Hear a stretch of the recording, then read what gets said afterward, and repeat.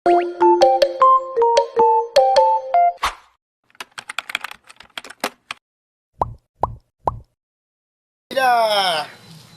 ulam natin ngayon. Ay, pwede mo na isa dyan pa.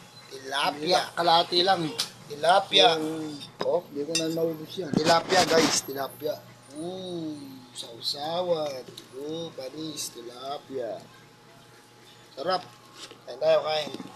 Minsan masarap din kainin natin. Hindi puro yung frozen, diba? Lagyan natin ng kamatis na may sili, na may sibuyas, toyo. Tapos, Tapos, plato, lagay ito. First bite. Yung lasa, yung kamatis.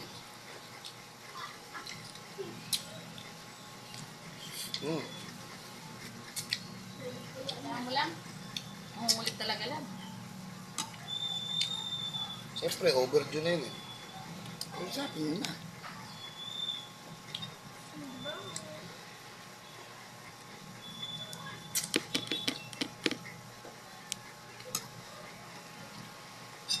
Hindi mo kasi nakasikaso din eh. Panay ka rin nanood ng vlog.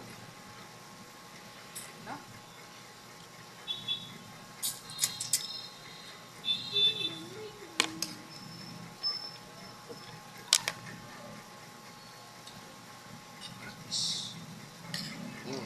Bigyan na niya ako magkakatapusan, sabi ako siya.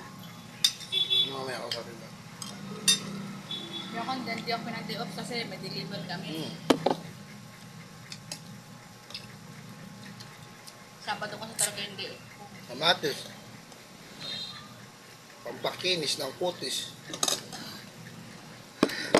Parang linagay mo lahat ng toyo. Toyo.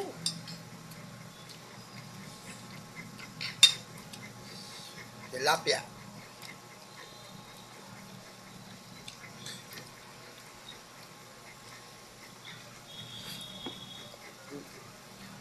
Oh.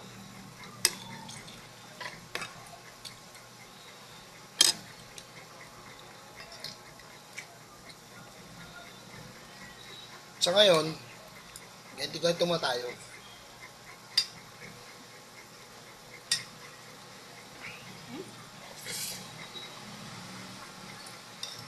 Sarap.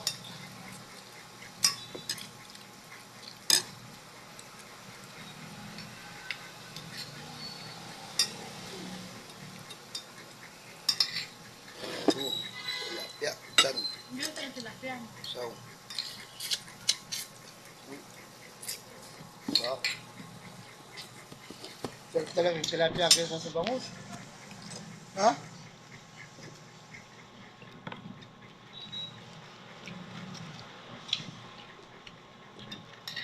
Kamatis. Kanin.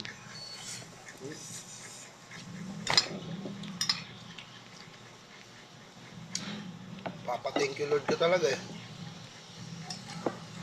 Kasi tandaan nyo, daming tao na hindi kumakain. Swerte tayo, hindi masaya tayo dahil kumakain tayo sa 3 beses sa isang araw. Daming tao dyan, nahihirapan kung paano kumain, di ba? Ang pagmar. Kung paano makakain na pangkain. Kaya malaking pasalamat din natin sa taas. Nakakain pa rin tayo, nakakaraos.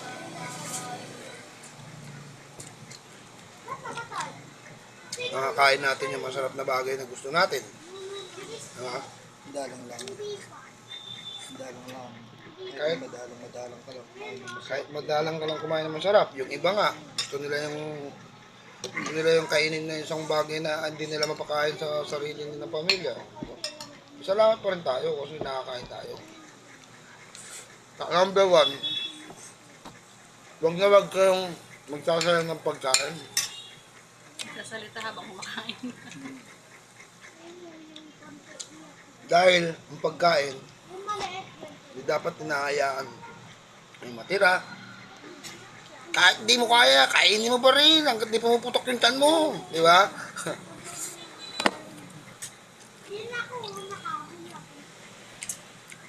Sabihin na mataba ka, ano ngayon kung mataba ka? Yung masarap na kakain mo eh. Nakakabili ka ng masarap na pagkain eh. Di ba? Pag sinabi ka naman payat, adik ka. Ano ba talaga? Di ba?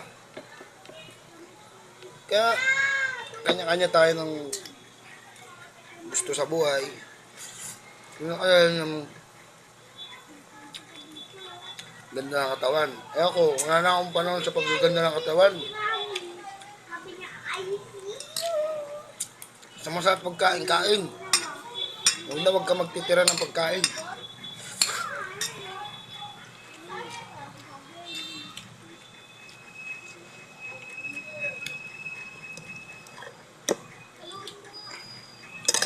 Dahil darating ang panahon, kapag nagsasayang ka ng pagkain, pagdadamot din sa iyo pagkain. Kaya hanggat maaari, huwag kang magsasayang ng pagkain.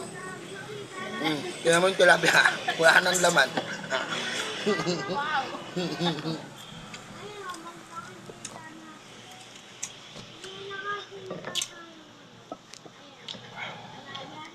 Sarap. Kain muna ako, hindi ako makakain maayos eh. Gayo eh. Kain muna ako. Para mamaya pakita ko sa inyo, ubos na yung laman ng kaldero. Sige na, bye-bye. Kain na kayo.